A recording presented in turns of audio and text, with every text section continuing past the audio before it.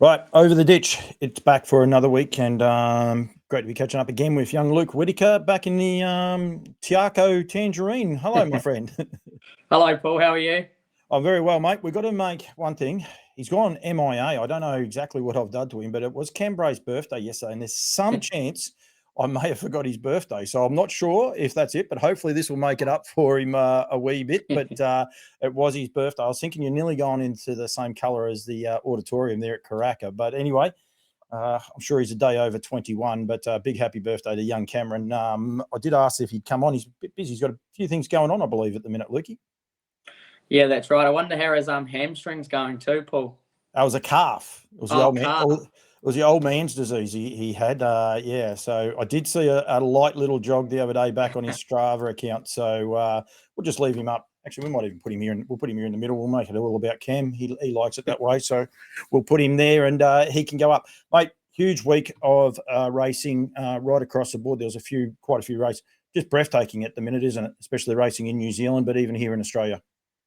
Yeah, it was, Paul. It was a great weekend of racing and some very exciting racing. And before we start, I think you deserve a big pat on the back for the content that you brought out on Saturday night at obviously a very sad Melton, and the work that you did with your interviews, and I know how sad of a night it was. So big ups to you, Paul.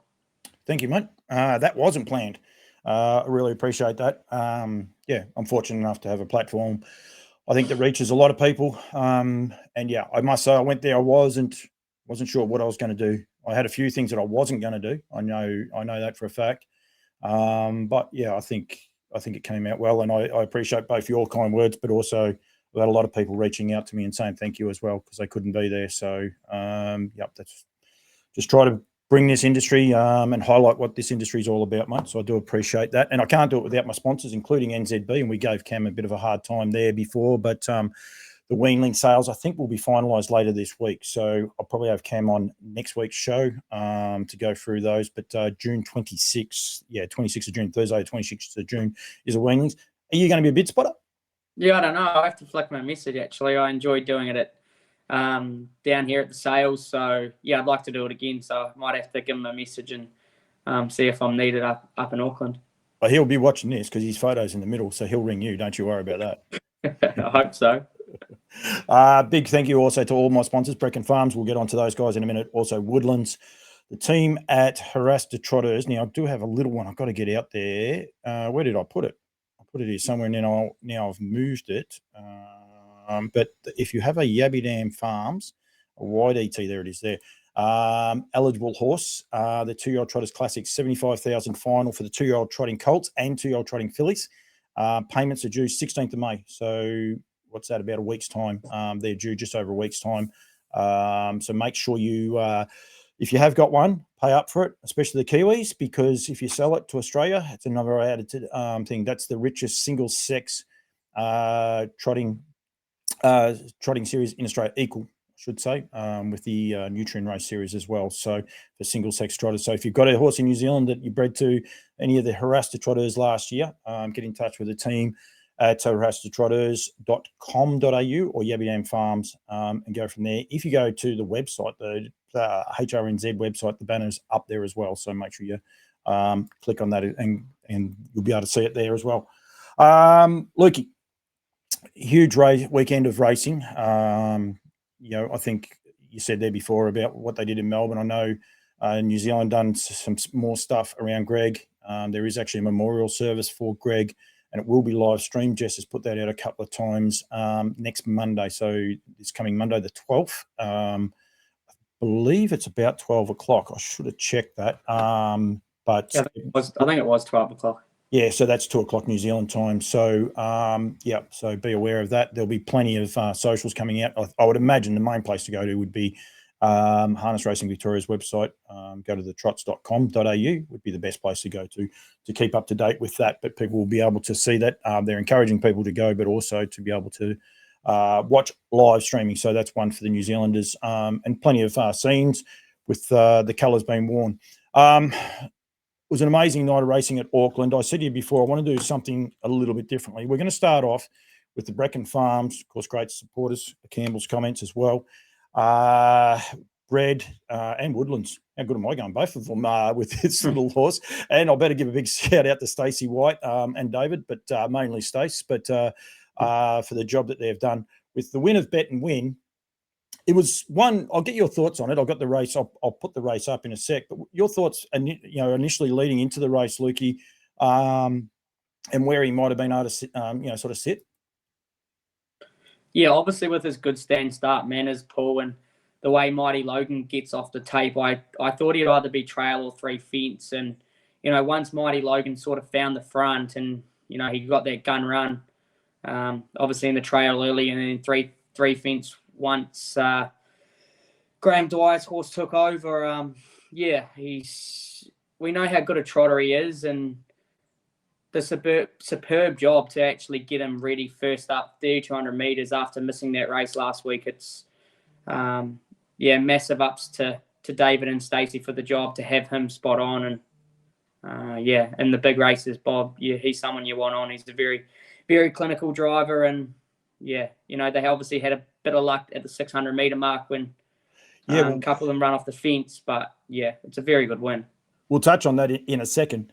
Bob Butt's a great driver. Johnny Dunn's a great driver as well. Do you think tactically right here, he said, I'm going to put Bet and Win one place further back to put him in the box seat? Because Not As Promised is not really issuing the challenge. Johnny's grabbing hold to let Nathan go past. It was an incredibly tactical race the way this all planned out, wasn't it?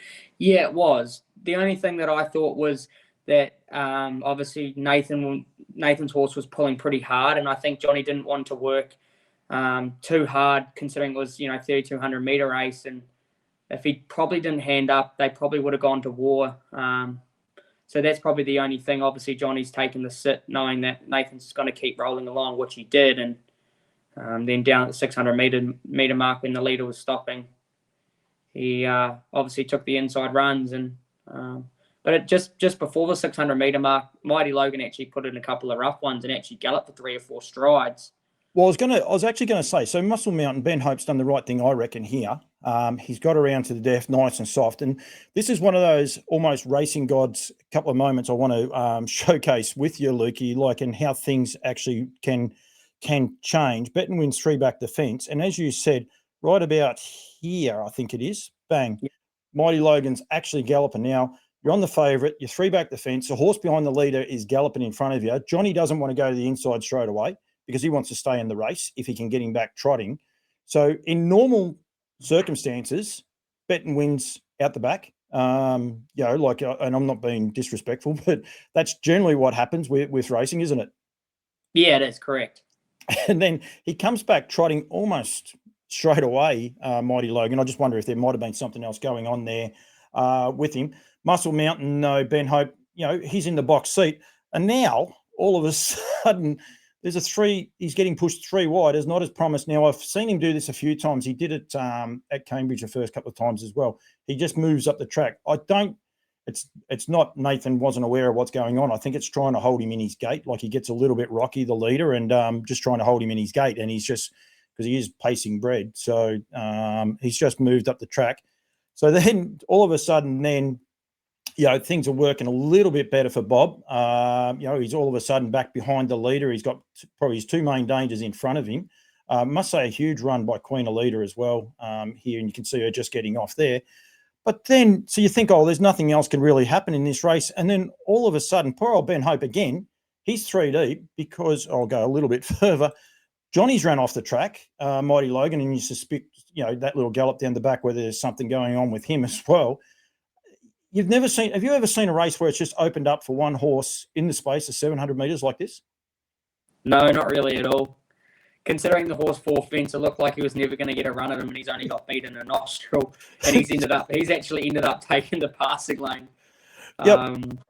So, hey, it's racing, and at least it was an exciting finish, and to be honest, with not having a run under his belt, Bet and Win probably didn't deserve to win, but it just shows how gritty he can be. And Mr. Love, I know the Hopes family have always had such a big rap on him, and said that in the next 6 months he is going to be a very top line trotter, and it shows on Friday night. to only get beat so far. That he is another one that's an up and coming to this trotting ranks. Yeah, if you have a look, just touch that mic, mate, again for some reason. I don't know why it does it every now and then, but it does. He's not as promised back there in the pack. Now, he hasn't dropped out by any stretch of the imagination.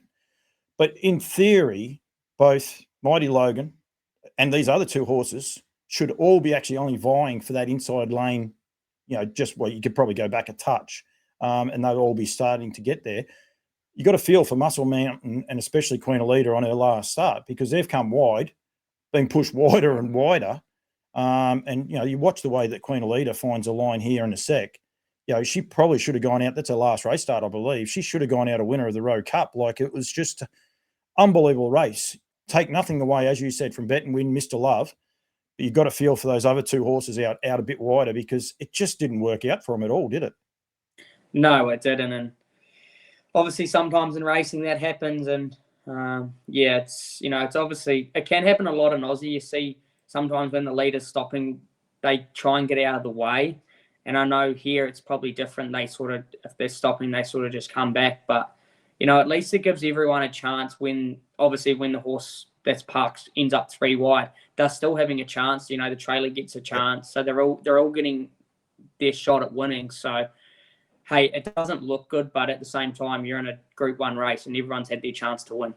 Oh, and I don't think anyone pulled up the track or anything like that. I think it was just an unbelievable race. I know the race caller got caught out. I think he went back at one stage and was like, hey, what's going on here?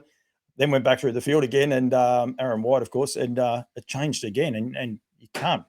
It was just unbelievable to see the change. It is a game of swings and roundabouts, because Bet and Win 2 years ago didn't get into the New Zealand Derby. They said he wasn't good enough at the time, gave a couple of fillies a run ahead of him. And I think from memory, the fillies, filled 4 of the top 6 spots or something on that occasion. So it is a swings and roundabouts sort of moment that you can have. And we also know, he was favourite last week as well. They had to scratch him. So it's just an amazing game. And that race, I think, typifies it, about the ups and downs, if you like, of harness racing. And you just got to take it when it comes your way, don't you?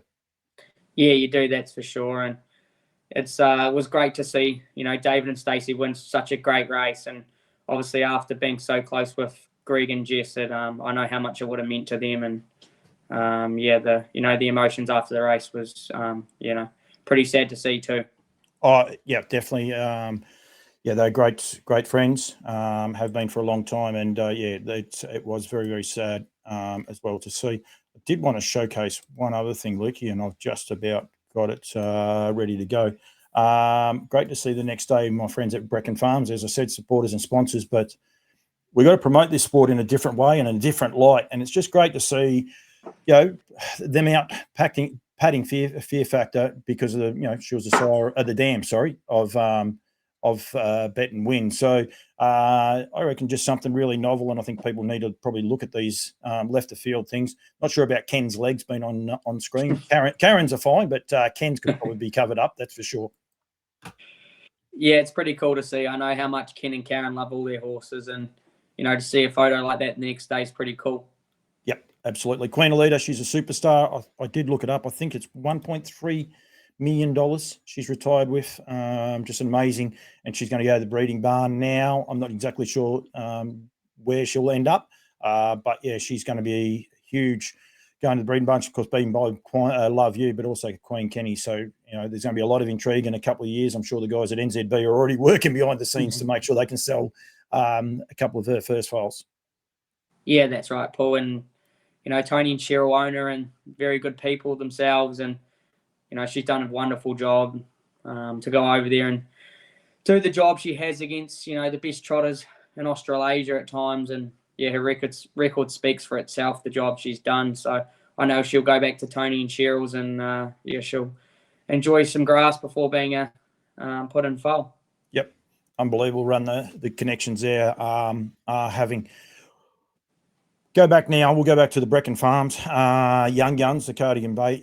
Fugitive, horse with a future, mate. Down by the seaside, I'll look after Woodlands as well. He's he's dominating the 2-year-old size ranks over there at the minute. I think, you had a double this night. I think he had a double the week before as well.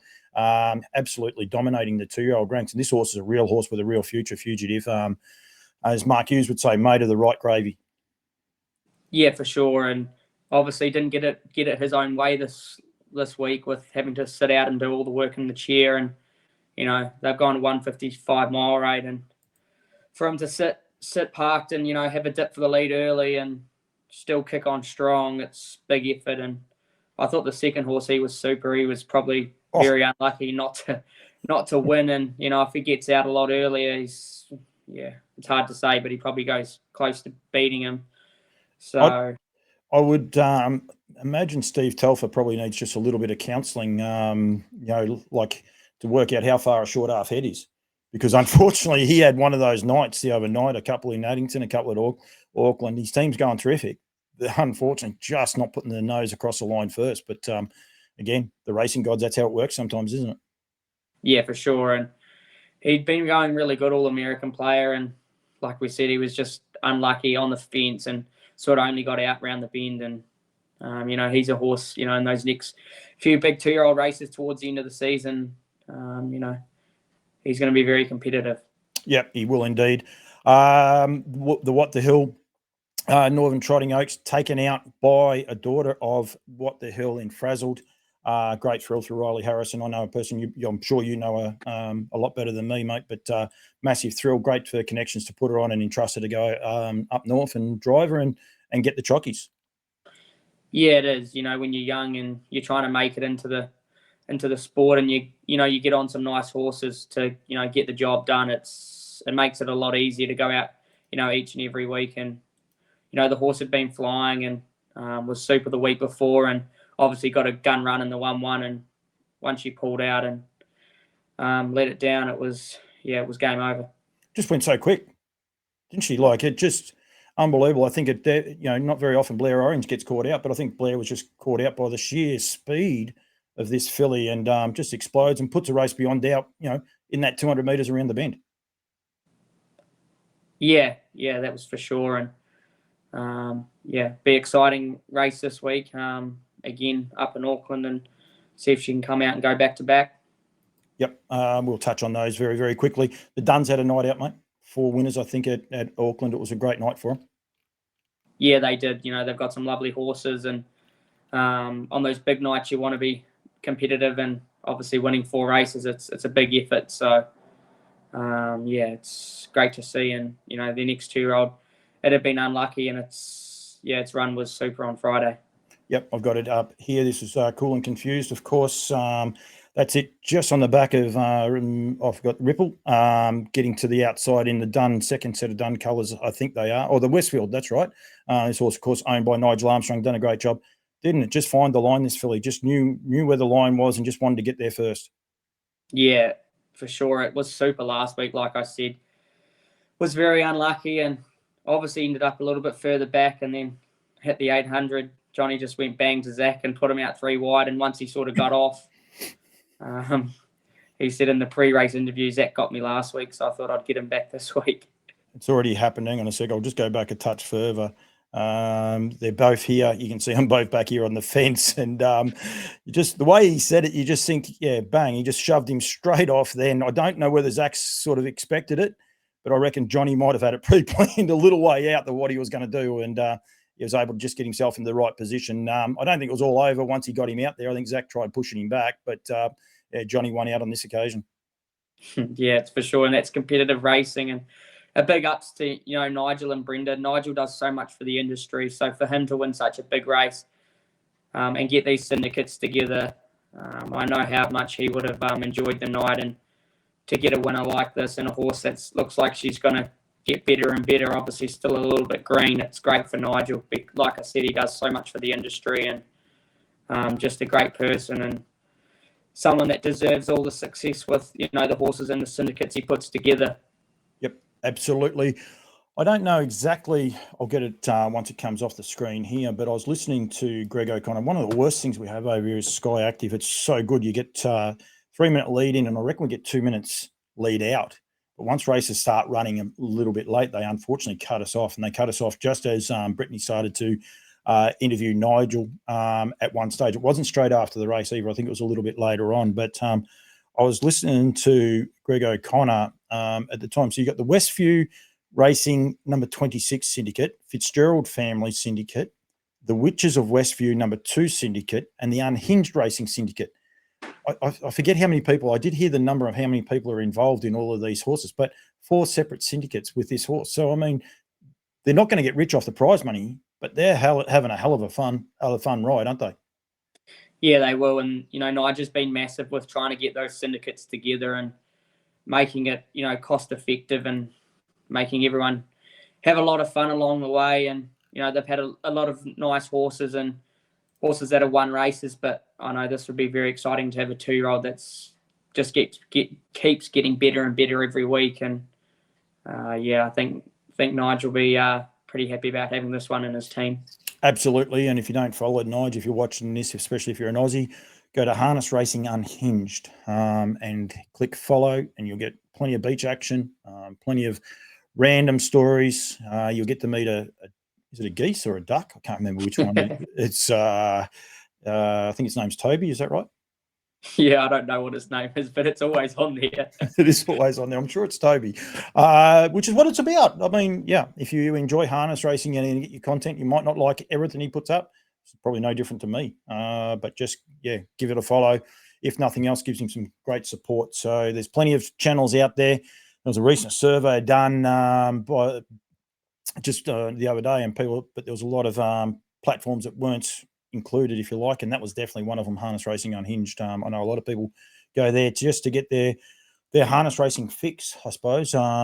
Is another one to go through. Righto, time-honoured race, getting bigger and bigger every year as well. I think a few years ago, I think it had 4 or 5 horses in it. The Roy Purdon, taken out by Republican Party, the son of Bettor's Delight, now won 2 Group 1s this year.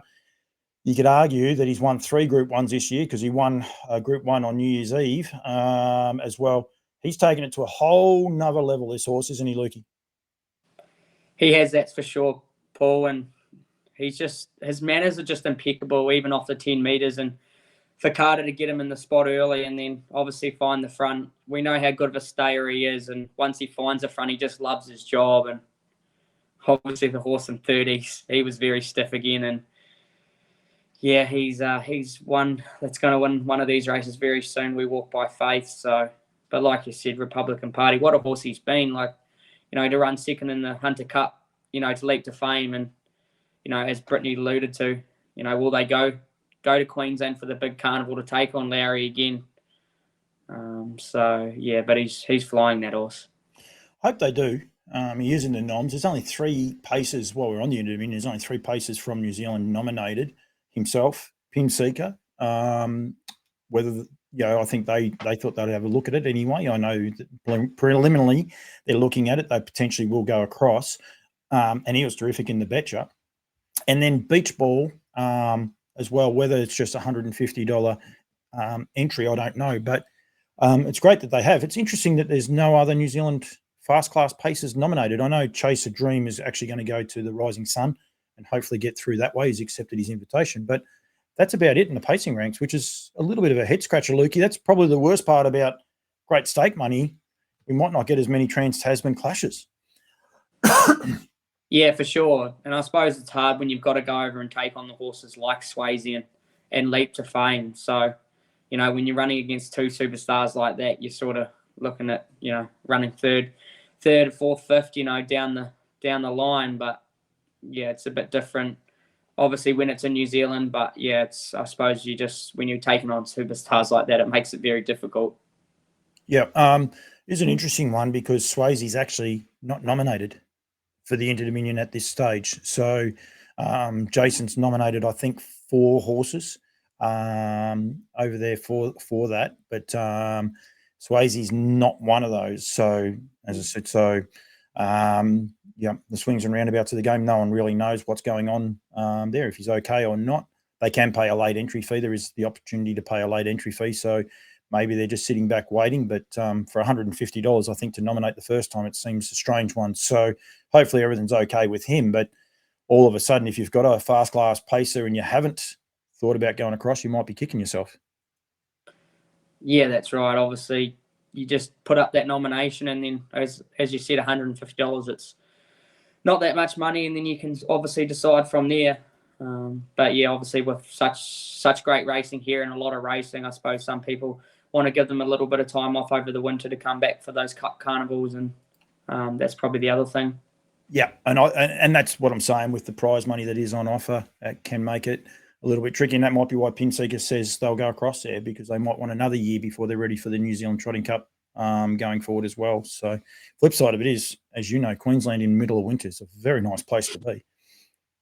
It is. It's a great place for winter compared to Christchurch in New Zealand here. So yeah, I think I might even head over for a week round into Don time just to get to that sunshine again. It is indeed. Anything else out of Auckland? Just quickly.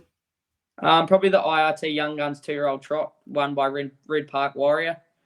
Horse that's been very professional in his first 3 wins, and was only obviously a small field, and comes up with a barrier of 7 on Friday against a very good horse in Nathan Williamson's that won Invercargill last start too.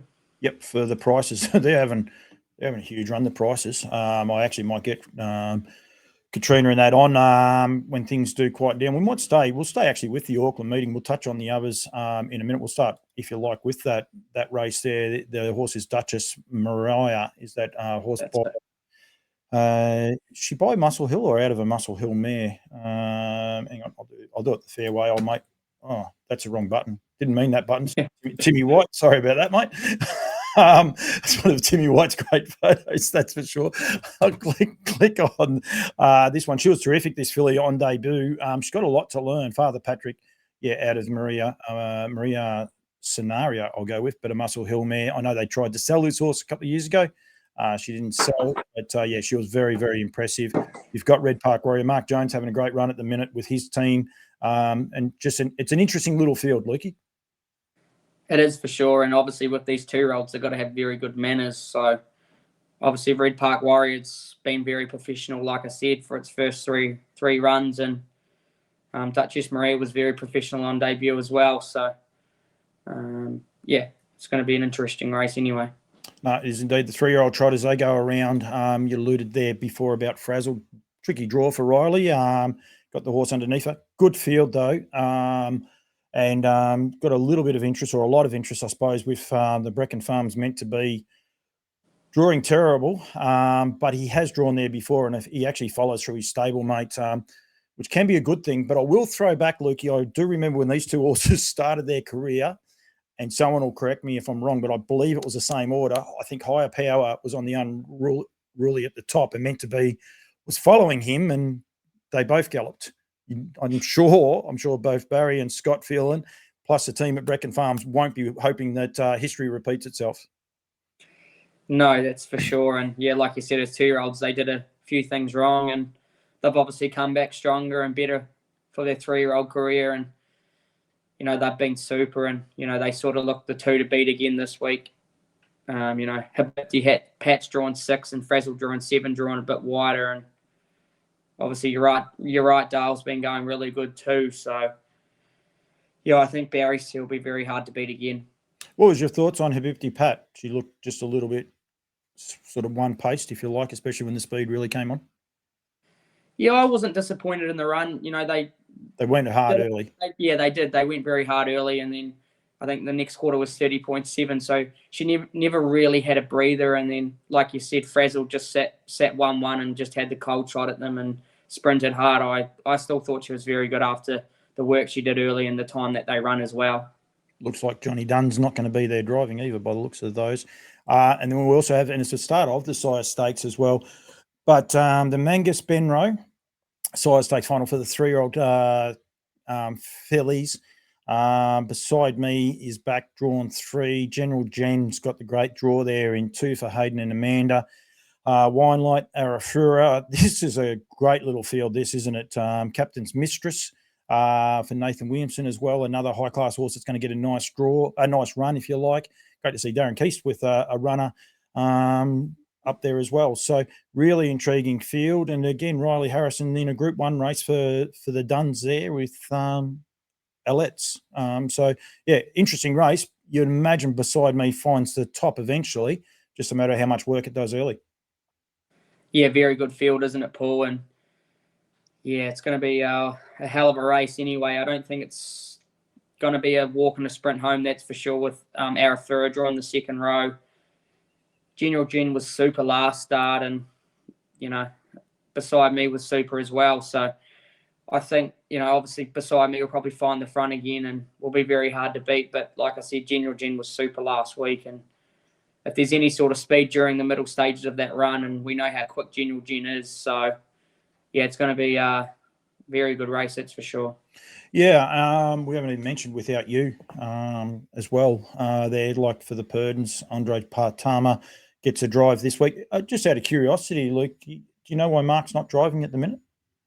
No, I don't know. He was suspended there for a few meetings after the Betcher, but yeah, I don't really know why he's not driving. He might be sticking to those gallopers, considering he keeps getting winner after winner. I was going to say he's going fair at that. He's going fair at that at the minute. That is for sure. Any other races? Oh, I hit the wrong buttons all the time. At Auckland, you wanted to highlight, mate? What do we got? Oh, we got the North Island Mares Trotters Championship too. That'll be a very good race. This is for all the mares. Oh yeah, Courmayeur for one of my sponsors as well the other day. She was actually quite good. Congratia, I love that name. I actually enjoy that horse winning if it can all the time. So is this for trotting mares on the North Island, or how do they qualify for this one? Because Tommy Bagri mares is there. They have to have X amount of starts in on the North Island, do they? Well, I think anyone can put the. Oh no, they might have to have a certain amount of starts there, I'd say. So, yeah, Walking on Sunshine's had 4 starts in Auckland, so that's probably how they get in. So, but it's great to see these sort of races get off the ground, and those fillies and mares have their own races, which we need here in New Zealand more of. So for them to put up 40,000, and yeah, I think it's great. Yeah, absolutely. And Crystal Hackett on Courmayeur, she had a fair day out the other day. What you have, 5 individual winners as well. So she goes okay. Yeah, she's driving very good at the moment, and having those 4 winners at Palmy after having a very dismal first night. Yeah, that's how Palmy works. Some days you can have one good meeting and then the next meeting is a shocker. So sometimes it's good to turn it around. Before we go, we'll stick on to the previews. We will touch quickly on some of the highlights out of Addington in a minute, but we'll go to the Superstars Championship. This is a great field. Beach Ball, I said there, was the horse that was nominated for the Inter-Dominion. Kevin Chapman nominated this horse, but what a field of horses this is. Harrison John, Who's Delight, Dalton Shard, Rikiro Rocket, who's good last start. We spoke before about Pin Seeker, Double Time, Renegade, Wagstar, and Vessam. All going around. Great field, a lot of intrigue, and some horses that, if you're an Aussie watching this show, these are the horses. A few of these horses are going to pop through later on in November next year, or this year coming, sorry, about 6 months' time. So there'll be a lot of people should start taking an eye on some of these horses. Some you'll know, some you won't. They're going to really start to announce themselves, I reckon, Lukey. Yeah, 110%. And what a field we have for it too. Like, any of these horses can actually win the race. And obviously Pin Seeker and Rikiro Rocket, they're dropping out of those great races from Auckland and the Betcher. And yeah, the field that they've got for this race, Jesus, it's going to be one hell of a race, that's for sure. And obviously Rikiro Rocket, with the gate speed he shows, is probably going to find the front. So he'll be very hard to beat, and which looks like a bit of a drop back for him, considering what he's been racing up in Auckland. So Tom's done a very good job with him, and it's good to see Addington put these races on too. No, it is indeed, and you're spot on. I thought Rikiro Rocket the other night was terrific. Almost back to that form. He just maybe taken a little while for him to really screw him down, but he was terrific. So for Ronnie Dorr and them, and Ronnie had another winner. He had a winner last week as well, 2-year-old Different Gravy. Actually, Hughesy's Different Gravy. What was it called? Rikiro's Maximus, 58-1. It was the other down by the seaside that won. So having a nice little run at the minute. Stephen Reid and Ronnie Dorr both in the ownership of that horse, and neither of them train it either. So little anomaly with that one too. Yeah, it was super last start at Addington, and these 2-year-olds, they keep stepping up, and he's one that obviously on debut he looked very professional, and his gait's obviously not quite 100% with this sort of spread as he wore. So once he grows up and matures, he looks like he'll be a nice horse too. Yep, and very impressive, as I said, to go 58-1. Interesting one. I like me breeding. Go back and have a look at the horses breeding in that family. It's it's very interesting. And then bang, along comes this horse. So it's a real cool one. Anything else out of Addington last week, Lukey? Addington on Tuesday, we had Stephen Haley Clark train the first trotting winner. First trotting winner? Yeah, first training win with a trotter. So where at? Addington on Tuesday, was it? No, it's not coming up on mine, but that doesn't make any sense to me. Tuesday, Wednesday, might have been. Mine hasn't updated. Might have been Wednesday.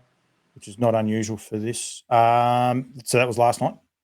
No. Yeah, last week. So great to see. Oh, last week, Wednesday. Yeah, last week. Yes. Sorry. Yeah, last week. Yep. Good as gold. What race?